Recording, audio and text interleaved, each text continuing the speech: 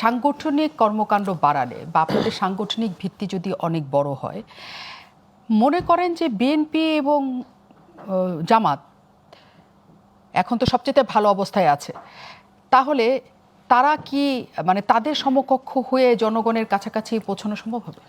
সমকক্ষ একটা দেখেন, বিএনপির বয়স হচ্ছে প্রায় 50 বছর, জামায়াত ইসলাম আমাদের দেশ স্বাধীন হওয়ার আগের দল, ঠিক আছে? এগুলো তো অনেক, এবং দে হ্যাভ মানে পুরো দেশ জুড়ে তাদের সাংগঠনিক কাঠামো আছে, ইনফ্রাস্ট্রাকচার আছে, টাকা পয়সার অভাব নাই, অ্যান্ড এভরিথিং।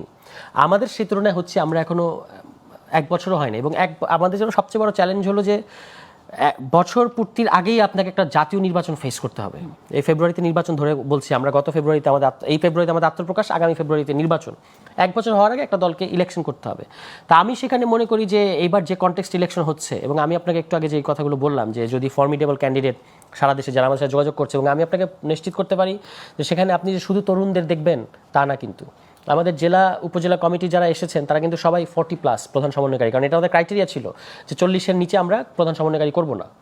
তো এরকম যখন লোকেরা আসবে এবং তাদের বিভিন্ন জায়গায় যখন তারা খুব ভালো ইমেজ সম্পন্ন, তখন কিন্তু সাংগঠনিক কাঠামোর দিক থেকে আমরা ওই দুটো দলের চেয়ে কম শক্তিশালী, এটা সত্য।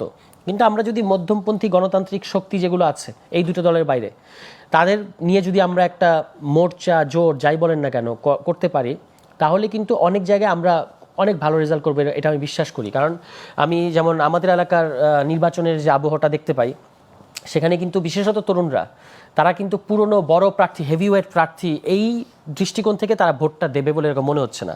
তাদের কাছে হচ্ছে প্রার্থী কাদেরকে তারা কানেক্ট করতে পারে এরকম।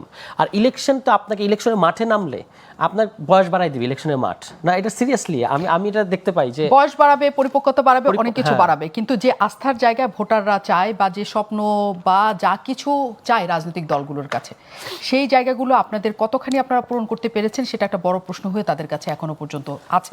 মানুষ তো শুধু এনসিপি একটা নাম হিসেবে জানে, তো যেখানে মানুষ ওই সংগঠনের লোকজনকে দেখে নাই, সেখানে তো তার স্বাভাবিকভাবেই তাকে বিবেচনা করছে না।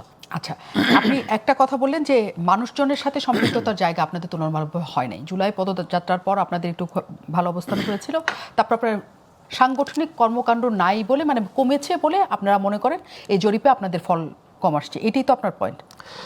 মানুষের সাথে যোগাযোগ নাই তা না, মানে মানুষের একটা নতুন ধরনের রাজনৈতিক শক্তি দেখার ইচ্ছাটা এত বেশি, সেই তুলনায় এই ইচ্ছার তুলনায় পারদের তুলনায় আমাদের সাংগঠনিক কর্মকাণ্ড হয়তো অত বেশি না। আচ্ছা, মানে সেটাকে ম্যাচ করা, মানে এত আপনার মাছ আছে অনেক, কিন্তু এটা ধরার মতো যে জাল, এটা আমাদের এটা স্বীকার করতে হবে যে আমরা এত বড় সাংগঠনিক কাঠামো এখনো দিতে পারি না। যেমন আমাদের উপজেলা কমিটি আছে এখন 250+, কিন্তু আপনার উপজেলাতে আছে 495টা।